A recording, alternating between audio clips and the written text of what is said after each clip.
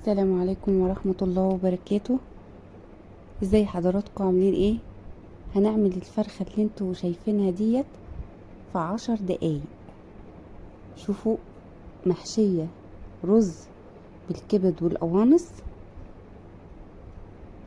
والصدر دايب زي ما انتوا شايفين ما شاء الله، ومن غير ما تتبل ولا اي حاجة، والرز جميل زي ما انتوا شايفينه. هنشوف عملناها ازاي مع بعض.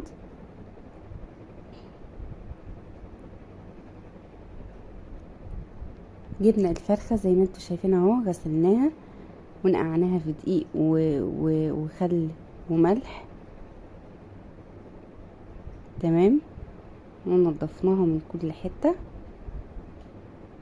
هنبدأ بقى، هنجيب معانا خلطة الحمام اللي انا عملتها معاكم في الحمام، حشوة الحمام، رز بالكبد والقوانص نسوياه نص سوا زي ما انتوا شايفين.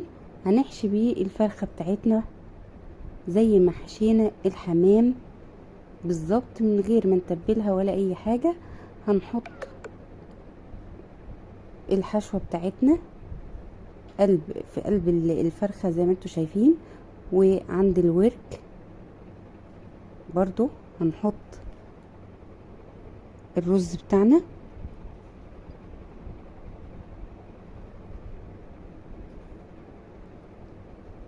تمام. وممكن كمان ان احنا نفصل الجلد عن اللحم ونحشيها بين الجلد واللحم زي ما عملنا مع الحمام.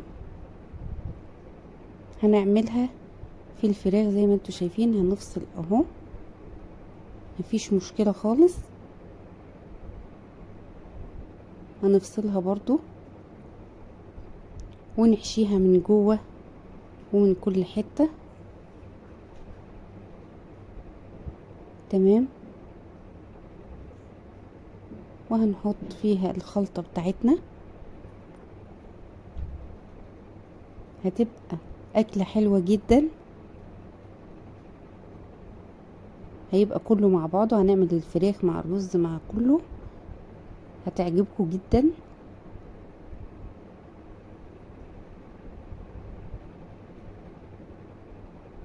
ومن عند الرقبة برضو هنحشيها شوية رز. طبعا ناخد بالنا ان الرز هيزيد، فما نكتروش، نوزعه جوه الفرخة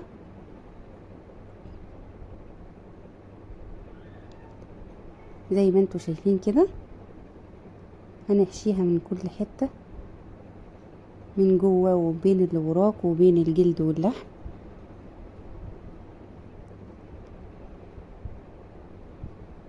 هنوزعها. طبعا في حتة هنا اتقطعت في جلد الفرخة، مش مشكلة خالص، هنعالجها. هنجيب الخلة بتاعة السنان هنخيط بيها الحتة المقطوعة زي ما انتوا شايفين كده، مفيش مشكلة خالص.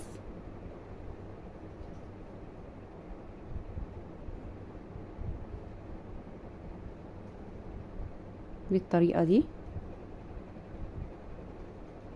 هننضف بقى الفرخة من بره، نشيل اي رز عليها،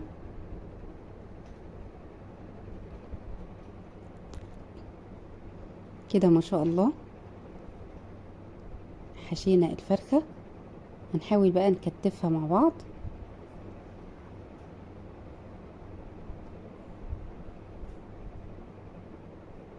بالطريقة دي، تمام كده بقت جاهزة معانا. هنجيب بقى الحلة بتاعتنا اللي هنعمل فيها، دي حلة تبر وير، دي يا جماعة بتدخل الفرن عادي جدا، ما تقلقوش منها، دي صحية. هنحط فيها الفرخة المحشية بتاعتنا وهنغطي عليها وندخلها الفرن من غير ولا نقطة مية. ما تقلقوش جدا، ما تقلقوش خالص، زي ما انتوا شايفين. هنغطيها وهندخلها الفرن. هنشغل الفرن من تحت بس، مش هنشغل الشواية خالص. هنسيبها لمدة تقريبا من ساعة وربع لساعة ونص، وهتطلع معانا بالشكل اللي انتوا شايفينه ده، روعة وطالعة متحمرة زي ما انتوا شايفين ما شاء الله. ومن غير ولا نقطة سمنة ولا نقطة مية ولا اي حاجة. اكلة سريعة جدا. شوفوا بقى الدهون اللي نزلت من الفرخة، صحية جدا يا جماعة ما شاء الله. زي ما انتوا شايفين عملناها بمنتهى السهولة وسريعة جدا لما نكون مستعجلين. عملنا أكلة في حلة واحدة ما شاء الله، وطلعت متحمرة بالشكل الجميل ده.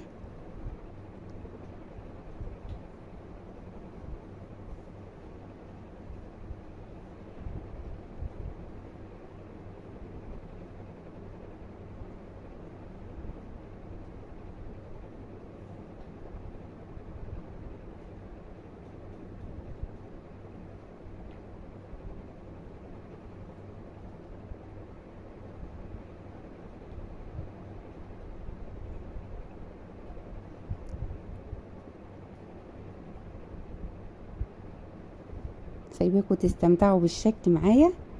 شوفوا بقى مستوية ازاي، طبعا سخنة سخنة جدا، مستوية جدا ما شاء الله. شوفوا الجلد متحمر ازاي، جميل جدا. شوفوا الحشوة بتاعتنا وسوى الرز، احنا كنا مسويين ونص سوا، دلوقتي مستوي جميل بالكبد والقوانص للكبدة. والرز بتاعنا ما شاء الله. وبألف هنا وشفا يا جماعة، وكل سنة وانتم طيبين.